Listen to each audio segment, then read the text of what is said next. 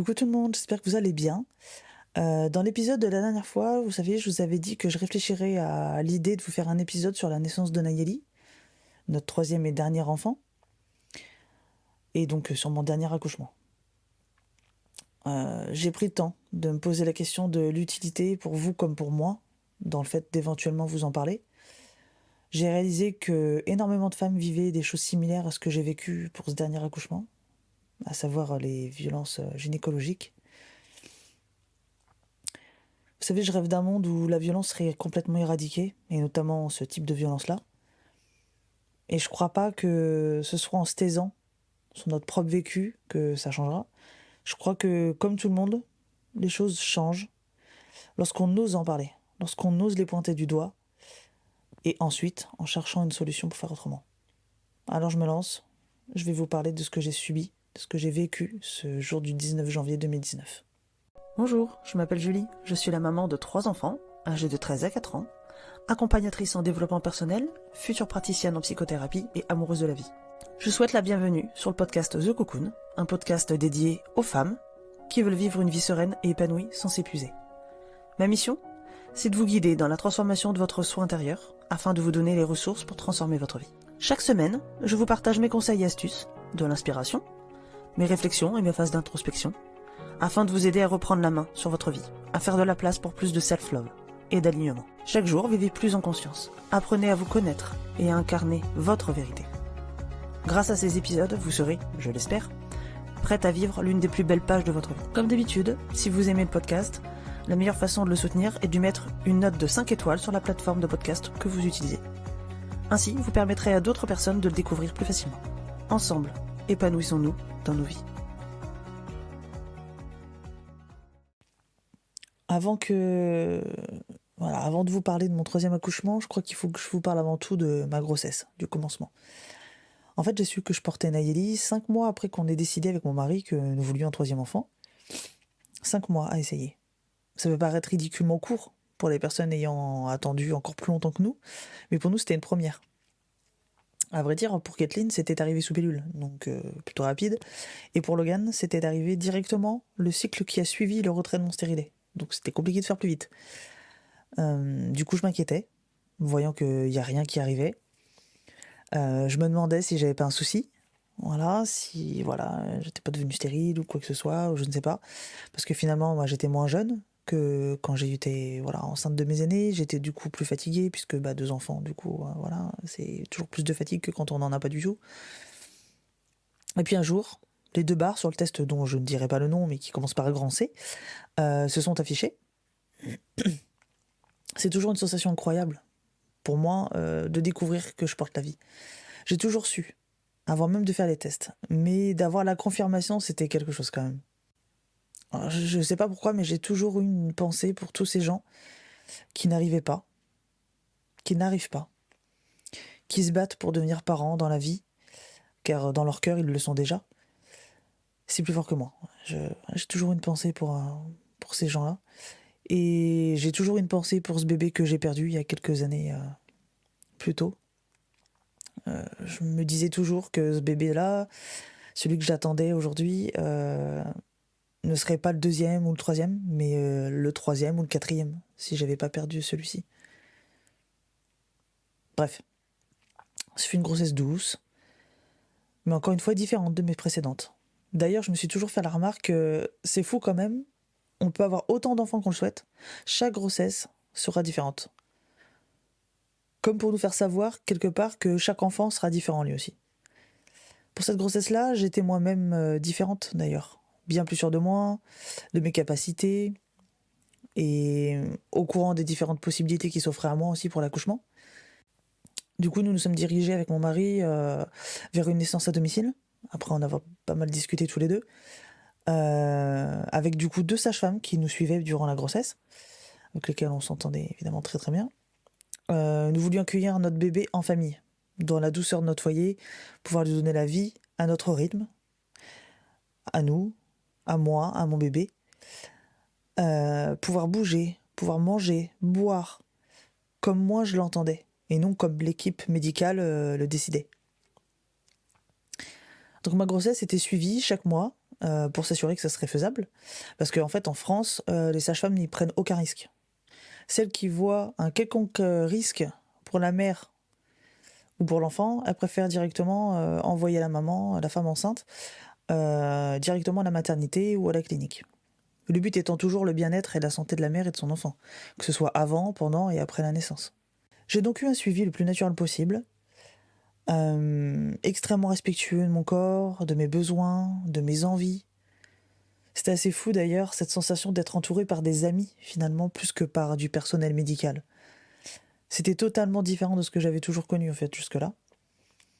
J'avais cette sensation, cette impression de revenir aux sources, vous savez, au plus près de ce que l'humain a réellement besoin, en fin de compte. De la simplicité, de l'amour, de la confiance, de la sécurité, de la douceur. Absolument rien présagé de ce que j'allais subir ensuite. J'étais assez fatiguée, vous savez, à partir du 6e mois, j'ai commencé à avoir des contractions assez souvent dans la journée. Thomas, mon mari, travaillait à l'extérieur à ce moment-là. Et donc la journée, j'étais seule. Et gérer l'entretien de l'appartement, les papiers, les repas, etc. Enfin, tout, quoi, comme aujourd'hui. Et également, du coup, les allers-retours à l'école pour Kathleen. Et Logan était encore petit, donc il était avec moi H24 à l'appartement à ce moment-là. J'avais pris l'habitude de compter le nombre de contractions que j'avais par jour. Vous savez, je faisais des petits bâtons verticaux sur une feuille et je les comptais à la fin de la journée. J'avais également de grosses douleurs ligamentaires, comme beaucoup de femmes d'ailleurs, au bout d'un certain nombre de grossesses, et arrive à un certain stade aussi de grossesse, en fonction du poids aussi que l'on prend. J'avais pas pris beaucoup de poids pour cette grossesse-là, bizarrement, contrairement aux autres. Mes autres grossesses, c'est vrai que je prenais facilement plus de 20 kilos, tout dans le ventre, 3/4 on va dire dans le ventre. Et puis un jour, Thomas rentrait du boulot. Je venais d'endormir Logan à la sieste et j'ai ressenti une violente douleur dans le bas du dos, au niveau des lombaires. Donc bon, sachant que j'ai déjà de base des problèmes de dos qui me font souffrir depuis l'âge de 13 ans, je me formalise pas tout de suite. J'entends Thomas qui entre à la maison. Alors je sors du lit du coup pour le rejoindre, pour lui demander si sa journée de boulot ça s'est bien passé, etc. Et je m'assois dans le canapé pour l'écouter. Et là, il voit la feuille avec les bâtons qui représentaient les contractions, vous savez. Et puis là, il me regarde et il voit ma tête, qui du coup indique clairement que là, j'ai très mal. Les bâtons, du coup, qu'il voit sur cette feuille, qui représentent donc les contractions, il les voit, il me demande du coup si c'est les contractions d'hier qui sont inscrites, ou est-ce que c'est celles d'aujourd'hui. Je dis non, c'est bien celles d'aujourd'hui. Il est choqué. Il recompte. Il me dit non mais attends, t'as dû te tromper là. Est-ce qu'il est même pas 15 heures et t'es déjà à 60 bâtons? C'est pas possible. Je dis bah si c'est ça. Je fais y a pas d'erreur. Et là soudain, j'ai une énorme douleur qui me lance dans le bas du dos, qui me tétanise complètement. Et là Thomas il voit mon visage qui est complètement déconfit et il me dit non mais là c'est pas possible, faut qu'on aille à l'hôpital, tu peux pas rester comme ça. Je dis non c'est bon, ça va aller, de toute façon Logan dort encore, Kathleen est à l'école, on irait sûrement pour rien. Mais j'ai pas envie de déranger l'équipe médicale en plus, surtout pour si peu quoi. En fait en réalité à ce moment-là je suis complètement dans le déni, parce que j'ai juste tellement mal que je réalise pas réellement ce qui se passe. Et puis j'ai peur que les médecins me disent que je dois rester alitée jusqu'à la fin de ma grossesse. Moi qui ai clairement la bougeotte, c'est vraiment ma hantise quoi. Mais je finis par céder, parce que j'ai trop mal, et que je commence vraiment à m'inquiéter pour mon bébé.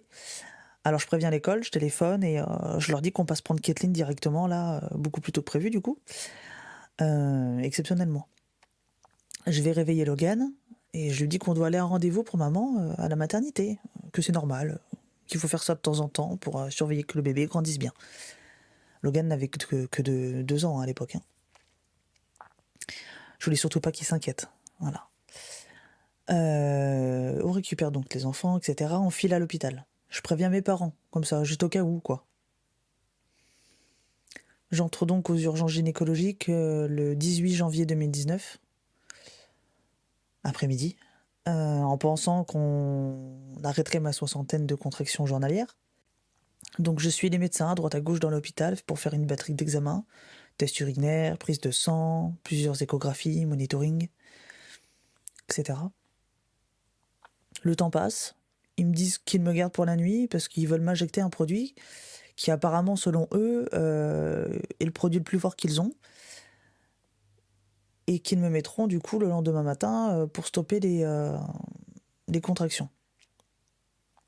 Le lendemain matin arrive, je reçois donc les 2 doses de ce fameux produit. Thomas, il est là avec les enfants qui attendent ensemble dans la salle d'attente.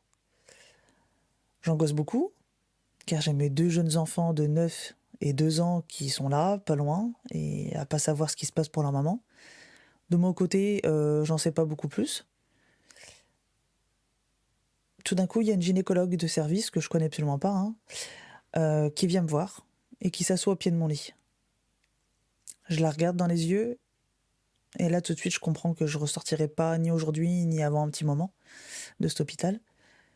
Elle m'annonce qu'elle a étudié les résultats du coup de mes analyses que j'ai faites la veille, et que j'ai une infection en fait qui passe dans mon sang et donc dans mon placenta et donc également dans le liquide amniotique de mon bébé, et que ça peut le mettre que ça le met en danger vital. Je lui demande d'où vient cette infection. Elle ne sait pas quoi me répondre. Elle me dit que ça peut être tout et n'importe quoi, que ce soit dans l'air, dans la nourriture, dans l'eau, dans quelque chose que j'aurais touché. Ça peut être tout et n'importe quoi. Elle essaie de faire preuve de bienveillance. Je me souviens encore de sa main posée sur ma cheville quand j'étais allongée dans ce lit d'hôpital pour m'annoncer qu'aujourd'hui, je dois accoucher de mon bébé. Sinon, l'affection qui s'est incrustée en moi viendrait le contaminer. Mon bébé d'à peine 7 mois in utero. Mes 2 aînés sont tous les 2 nés par déclenchement, un terme dépassé, qui plus est. Alors autant vous dire qu'on n'était pas du tout préparés pour vivre tout ça. Elle m'explique que du coup, je vais recevoir une injection d'antibiotiques, voilà, pour régler ce problème d'infection. Elle m'explique aussi que les poumons de mon bébé ne sont pas opérationnels s'il arrivait maintenant, quand mon bébé va arriver maintenant, qu'ils vont devoir me faire 2 injections contenant un produit qui va aider les poumons de mon bébé à se développer plus vite que prévu. Et que malgré ça, il va devoir être quand même sous assistance respiratoire à sa naissance et pendant le temps qu'il faudra ensuite. Elle me dit que l'accouchement, c'est pour aujourd'hui, que soit le travail arrive de lui-même, soit je subirai une césarienne, car un déclenchement, ce serait trop risqué pour mon bébé. Ces mots, une césarienne, résonnent dans ma tête. C'était ma hantise depuis toujours. Je voulais surtout tout, mais pas ça. Je suis sous le choc. Je réalise pas trop ce qui est en train de se passer. C'est comme, vous savez, quand vous faites un mauvais rêve, comme dans ces téléfilms débiles, vous savez, qui passent sur M6 l'après-midi. Je me dis que c'est pas possible. C'est pas en train de m'arriver à moi. Que la dame va revenir, que cette gynécologue va revenir et me dire ah bah en fait non, on s'est trompé, tout ira bien madame. Et puis non, en fait il n'y a rien qui va. J'angoisse à nouveau car je dois maintenant dire à Thomas que je rentre pas ce soir, que je rentre pas d'ailleurs tout court, que je vais devoir accoucher aujourd'hui, 2 mois plus tôt que ce qui était prévu, que notre naissance à la maison dont on a tant rêvé tombe à l'eau, que ce sera une fois encore ultra médicalisé, je croyais pas si bien dire. Je peux même pas avoir un petit peu mes enfants près de moi, mes enfants qui attendent juste à côté dans la salle d'attente, ne serait-ce que pour les serrer et les embrasser. Je préviens Thomas et mes parents, qui eux prennent le relais avec Kathleen et Logan. Mon mari a failli louper la naissance de notre fille, du coup, le temps de déposer les aînés chez mes parents, tellement tout ça arrive si vite. Finalement, le travail est arrivé tout seul. Mon corps contracte. Et tout arrive de manière terriblement violente. Pour moi, pour nous 2, pour nous 3 même. Et même pour nous 5, j'ai envie de dire. Ils m'emmènent vite en salle d'accouchement, me mettent sous monitoring, allongé. Je souffre. J'ai des contractions, je souffre. Et je dois absolument pas bouger pendant mes contractions pour leur permettre de capter le cœur de notre bébé. J'ai besoin de bouger et j'ai besoin d'aider mon bébé à passer dans mon bassin. Mais non, la sage-femme qui s'occupe de moi me force à rester allongée et commence à se montrer un peu désagréable quand même. Ensuite, il m'ausculte encore et encore pour savoir si bébé arrive, mais je leur dis que je sens bien qu'elle ne descend pas encore. C'est mon 3e accouchement, je connais mon corps, je suis suffisamment informée pour savoir ce qui se passe dans mon corps. Et quand le moment est venu, je veux me mettre dans une position, vous savez, physiologique, confortable pour moi, afin de me soulager de ma douleur, sachant que j'ai pas de péridurale à ce moment-là. Mais là encore, on me le refuse. Je leur dis que je sens que mon bébé arrive, que c'est pour maintenant, c'est là maintenant que ça se passe. Mais j'ai encore droit à un non, c'est bon, il y a le temps, on connaît notre métier. Quelques poussées plus tard, ma fille naît. Une merveille.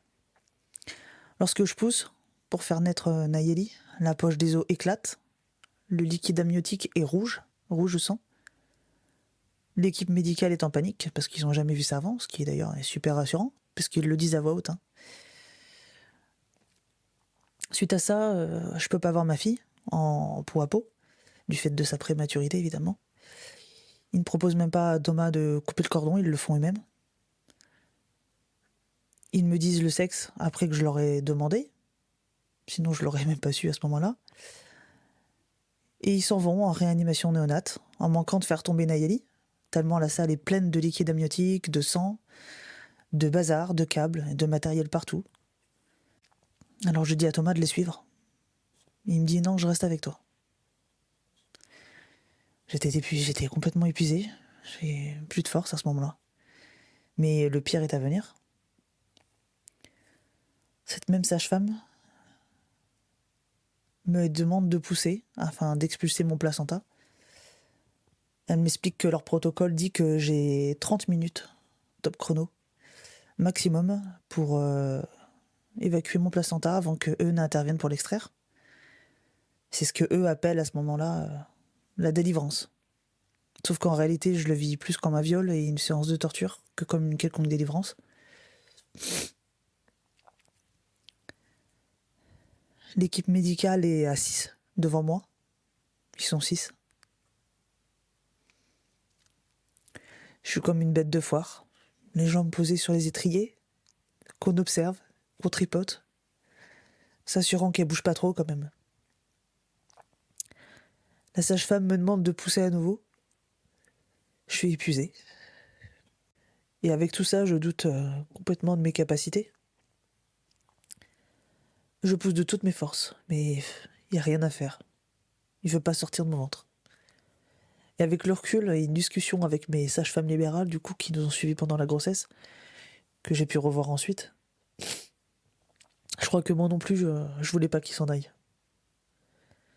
Je voulais pas encore leur laisser un bout de moi. La sage-femme me dit qu'elle doit appuyer sur mon ventre pour faire sortir le placenta en même temps que je pousse. Sauf que j'ai horriblement mal lorsqu'elle appuie sur mon ventre. J'hurle, je la supplie d'arrêter tout ça. Elle continue à appuyer. Je pleure de douleur, moi qui pourtant d'habitude n'est pas vraiment sensible à la douleur, au contraire. Elle me dit de pas m'inquiéter, qu'elle sait très bien ce qu'elle fait, qu'elle connaît son métier. Ça fait 50 ans, plus de 50 ans qu'elle l'exerce. Je repousse sa main plusieurs fois. Ces 30 minutes, ça me paraît être une éternité. J'ai l'impression de mourir de douleur. Vous savez, de ressentir une sensation de couteau qui me lacère à l'intérieur du ventre. Et tout ce sang dans mon liquide amniotique, du moins ce que je crois moins être du liquide amniotique, continue de couler encore et encore.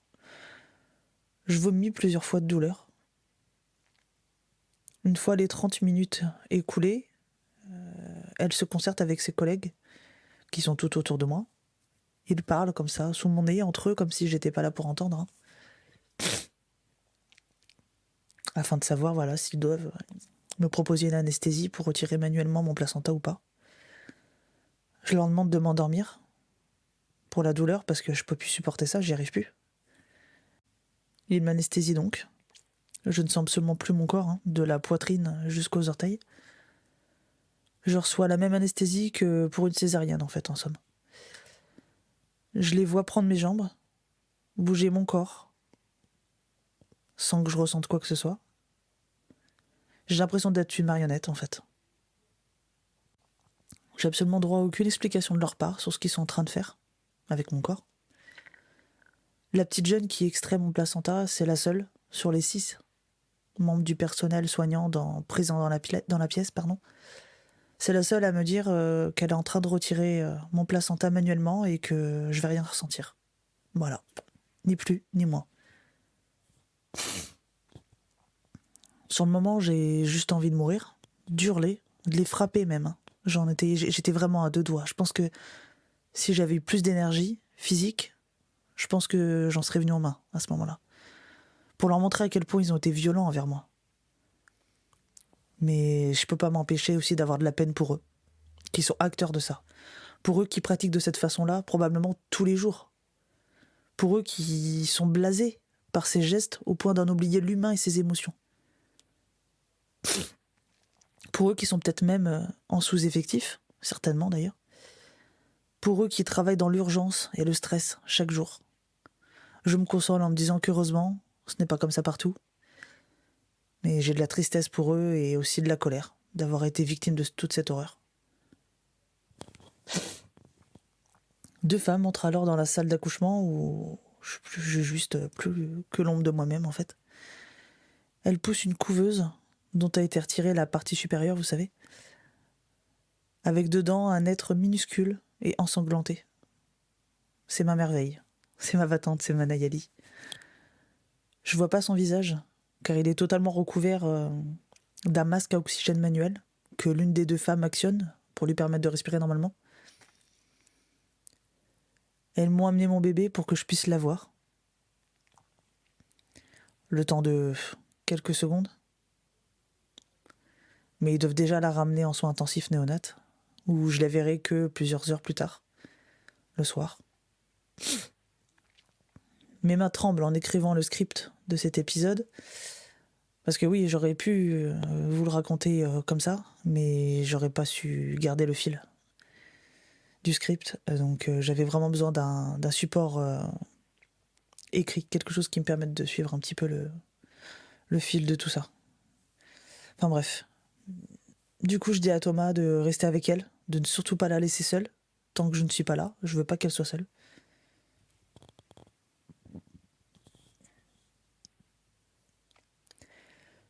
Pendant ce temps, on me nettoie brièvement et on m'allonge dans un autre lit, propre, c'est celui-ci.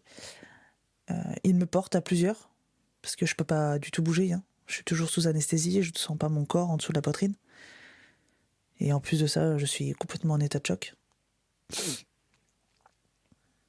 On me monte dans ma chambre, dans la partie de la maternité réservée aux mères ayant accouché prématurément. En quittant la salle d'accouchement, j'observe la salle. J'ai l'impression que c'est une scène de crime, tellement il y a du sang partout, jusque sur les murs et le plafond. Je me souviens même avoir pensé, pourvu qu'aucune femme enceinte ne voit ça, sinon elle risque de prendre peur, la pauvre. J'ai même retrouvé du sang sur mon sac à main que j'avais à cette époque-là. Sac à main qui était pourtant posé derrière moi quand j'accouchais. Donc ça vous donne une idée de l'état des choses. Je peux pas avoir de chambre avec mon bébé parce qu'elle est pas assez costaud pour avoir une chambre rien qu'à elle dès la naissance. Elle a trop besoin d'assistance pour le moment. Elle a pu en avoir une semaine, je crois, environ, avant qu'on puisse sortir toutes les 2 de l'hôpital. Je me souviens que j'ai voulu me laver avant d'aller la voir pour la première fois. Je voulais pas qu'elle ait l'odeur de toute cette horreur. C'était dur. J'ai mis plusieurs heures avant de pouvoir bouger et de sortir de mon lit. Ensuite, pour me déplacer, c'était extrêmement douloureux. Je faisais tout au ralenti, plus. J'ai eu la visite de la psychologue, plusieurs fois, qui proposait ses services. J'ai apprécié le geste, hein, mais j'étais absolument incapable, à ce moment-là, de mettre des mots sur la boucherie qui venait d'avoir lieu de quelques heures avant. Alors, je disais « ça va, je vous remercie ». Le tout avec un grand sourire à l'abri vente de camp, vous savez. Lorsque on a enfin pu sortir d'ici, environ un mois après, je me souviens que personne ne pouvait me toucher le ventre. Que ce soit mes enfants, les plus grands, qui voulaient me faire des câlins par exemple, ou bien mon mari lorsqu'on essayait d'avoir des rapports intimes. À cause de ces douleurs qui persistaient et du traumatisme que ça a produit en moi. 2 ans environ après, j'ai décidé de retourner faire du sport au cabinet d'un ami qui est kiné du sport. Avant la première séance, il me dit écoute, j'aimerais, c'est toujours comme ça que je fonctionne, mais je propose toujours un bilan ostéo et kiné. Voilà, parce que du coup il a les 2 casquettes. Je dis oui, bien sûr, ok. Je lui explique rapidement mes antécédents de chute, voilà, de fractures, etc. Les problèmes de dos que j'ai depuis que j'ai 13 ans, etc. Et je lui dis juste que j'ai eu un accouchement compliqué pour ma dernière. Mais je n'entre pas dans les détails. Il me demande s'il peut sculpter mon ventre. J'étais évidemment pas des plus à l'aise, mais je le connais depuis des années et je lui fais confiance. Donc je sais qu'il sera doux. Et j'accepte. Il palpe. Et là, je vois son regard. Je vois qu'il y a quelque chose qui va pas. Il me demande des détails sur les circonstances de mon accouchement et je lui explique, brièvement. Il me dit « Ah, je comprends mieux ce que j'ai ressenti au niveau de ton ventre alors. » Il m'explique qu'il a senti des adhérences. Qu'autrement dit, les fibres musculaires de mon ventre ont été arrachées. Et pour se réparer... Pardon. Et que pour se réparer, elles ont dû créer des adhérences. Cette femme, cette sage-femme, m'a littéralement démolie. Dans tous les sens du terme. Alors voilà, la naissance de notre merveille, que nous voulions à terme évidemment, mais aussi à domicile, dans notre cocon, dans la douceur, le calme, la simplicité, avec du pot à pot, la tétée d'accueil, de manière naturelle et pleine de bonté et de douceur. Bah, ça n'arrivera jamais. Je vais devoir faire le deuil de tout ça. Et je sais pas sincèrement si j'y arriverai bientôt. Ça fait déjà... Là, ça a fait 4 ans, le 19 janvier, que tout ça est arrivé. Je sais qu'un jour j'irai mieux par rapport à tout ça. Je sais pas quand. Mais une chose est sûre, je prie pour que ce genre de choses n'arrive plus jamais à aucune femme. Les violences gynécologiques brisent des vies. Elles détruisent les gens qui la subissent. Et si j'en parle aujourd'hui, c'est au-delà du côté thérapeutique pour moi, bien sûr, c'est vraiment pour que la parole se libère sur le sujet. Que plus de femmes dénoncent cela. Et que les gens en charge de tout ça fassent en sorte que tout ça, ça s'arrête enfin. Alors voilà les amis, c'était clairement pas l'épisode le plus fun et positif du podcast, je dois bien l'avouer, mais je crois qu'il était nécessaire. Je veux que les autres victimes sachent qu'elles ne sont pas seules. Alors surtout n'hésitez pas à partager cet épisode autour de vous s'il vous plaît, vraiment. Si ça peut aider du monde, j'aurai au moins réussi ça. Sur ce, je vous embrasse et surtout prenez soin de vous. Bye.